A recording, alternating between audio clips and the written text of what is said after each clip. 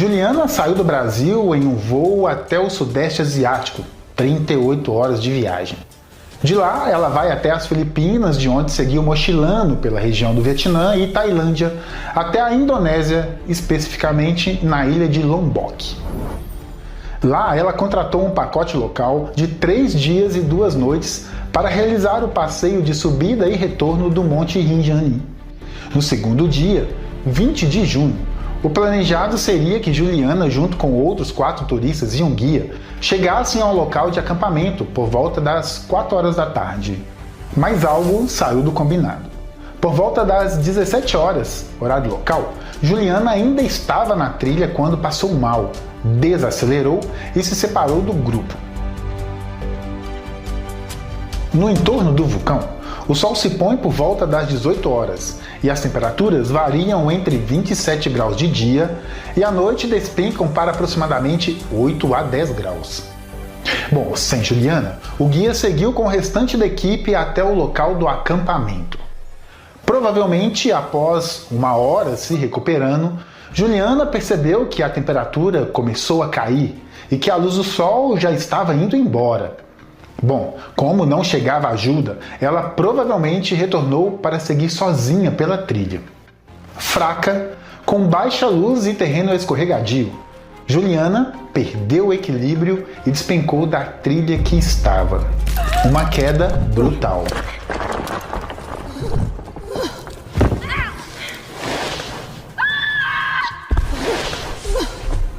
Juliana descia desgovernada. Tudo indica que Juliana despencou por cerca de 200 metros e por alguns instantes ela ficou presa em algum ponto. Depois ela voltou a cair. Foram aproximadamente 500 metros de descida entre impactos e colisões brutais.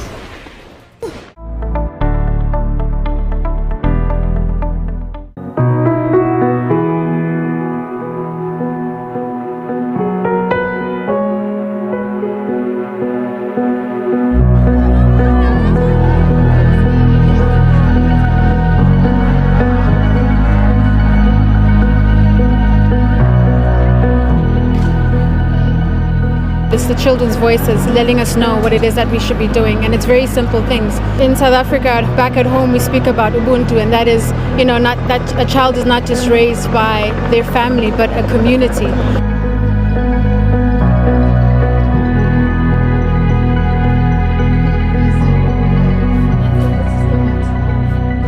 Right here in my city, children are killed and injured just trying to get to school. Our policy makers, our leaders are failing us. The poor and the vulnerable suffer the most. We need a new approach.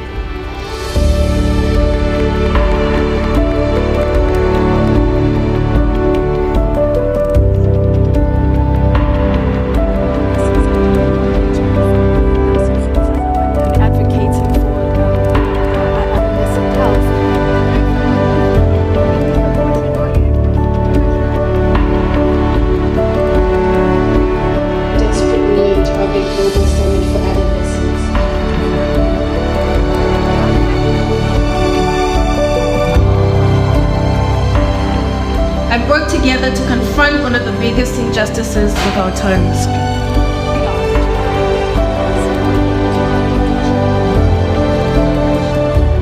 It is time to stop taking road safety in isolation.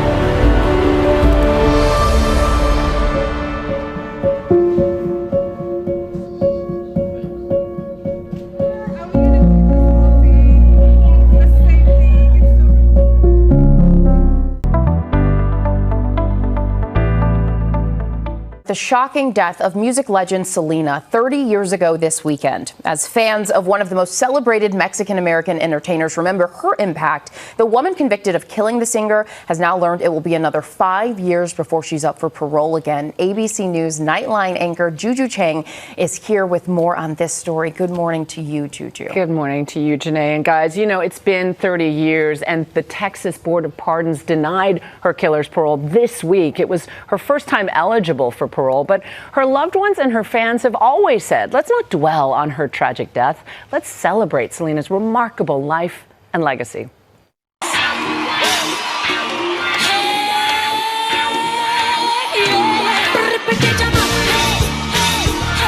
Selena Quintanilla's Bitty Bitty Bum Bum.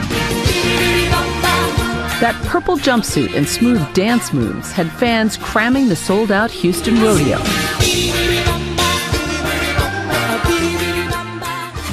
Those images immortalized in what would be her final televised performance. She had this amazing ability to be able to take you along with her on this song, you know, and make you really feel it. 3 decades later, Selena's still inspiring legions of fans around the world. Influencing generations of artists who would follow in her footsteps. Sabrina Carpenter is a fan. Selena Gomez, of course, is a fan. Karol G is a fan. You have Beyonce, who spoke on meeting Selena when she was very young at the mall. But Selena wouldn't live long enough to feel all that adoration. She was gunned down just a month after that Houston performance. We have a woman ran in the lobby, said she's been shot. Now, nearly 30 years to the day of her tragic death, as fans prepare to commemorate her legacy, the Texas Board of Pardons and Paroles rejecting her infamous killer's request for parole. It's frightening to me. You think she's still a danger? Oh, God, I'm petrified of her. I feel like we're opening a vault. So a lot of these things no one's ever seen. Martine Gomez collaborated with Selena on some of her most iconic looks.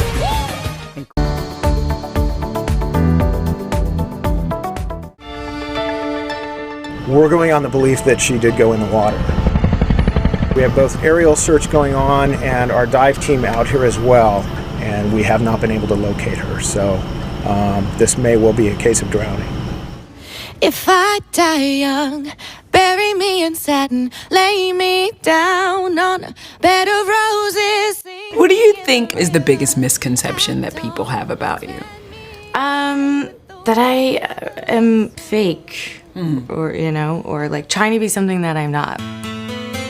You know, I'm a mom now, and you know what I love more than acting is being Josie's mom. So I want to be here for him. Naya, who starred in 6 seasons of Glee, I think that the buzz that we've gotten is really positive. grew up about 20 miles from Lake Piru, where search teams spent the day looking for leads to her disappearance. An eyewitness tells ET they saw Naya arrive with her son yesterday at about 1 p.m. And approximately 3 hours after they left the dock, another boater out on the lake discovered the boat drifting, and we've been actively searching for the mother. The 4-year-old told authorities his mother went in the water for a swim but never returned. Her last Instagram post was this image with Josie from her marriage with actor Ryan Dorsey. I feel like you're holding back. Naya was recently working on the Step Up spin-off series, which was picked up by Stars following 2 seasons on YouTube. But she, of course, is best known for her role as cheerleader Santana Lopez. When you went for the audition for Glee, you were ready to give up on acting? Mm-hmm. Absolutely. I mean, I reached a point where I was like, I have to go to college and like try to get a real job. And then my mom was the one that was like, just give it 6 months. In March, Naya shared this pic and the quote, "Gravity keeps pulling me under, but the urge to breathe helps me stay afloat." And a week ago today, this heartbreaking post, quote, "Make the most of today and every day you are given. Tomorrow is not promised."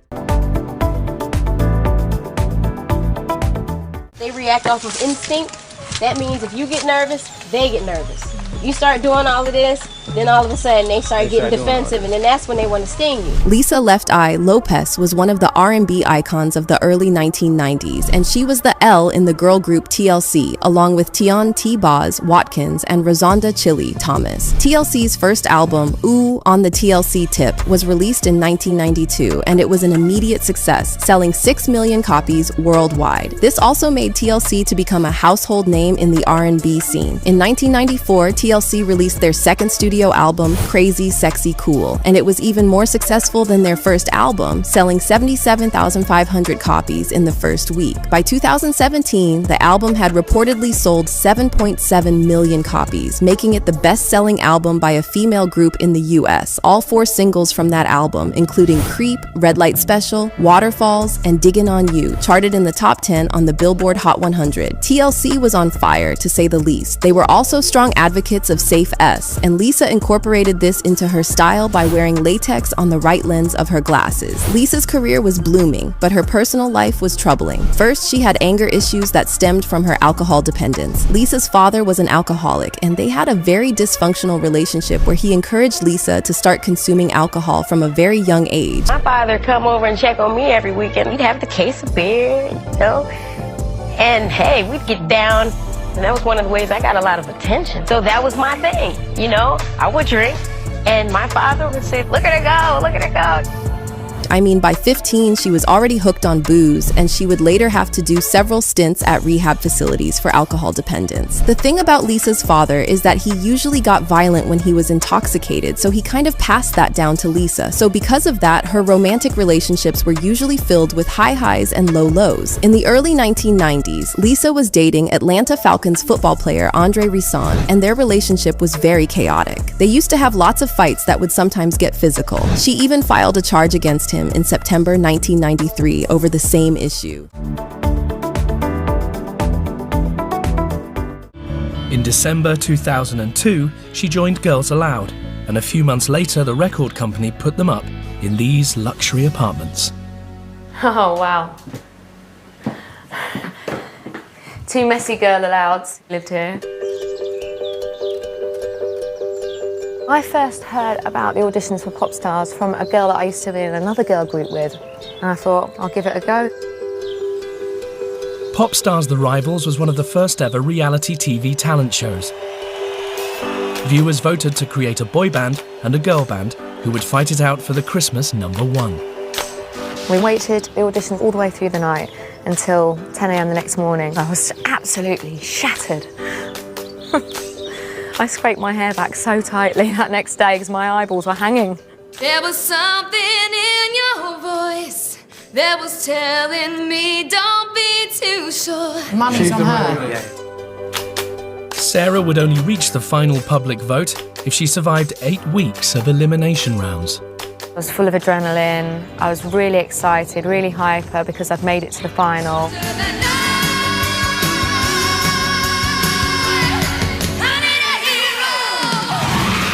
To think that you might be going home, especially having come that far, it's a horrible feeling.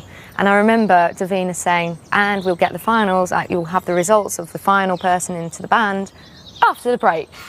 And that was the longest 3 minutes of my life standing there. The last member of the band is Sarah. I just cried. It was just like a massive sigh of relief that, you know, everything we'd gone through had finally been worth it. It wasn't until the next morning it actually sunk in. I had to literally, as I was brushing my teeth, I looked in the mirror and I had to pinch myself. I went, I've made it. I've actually made it.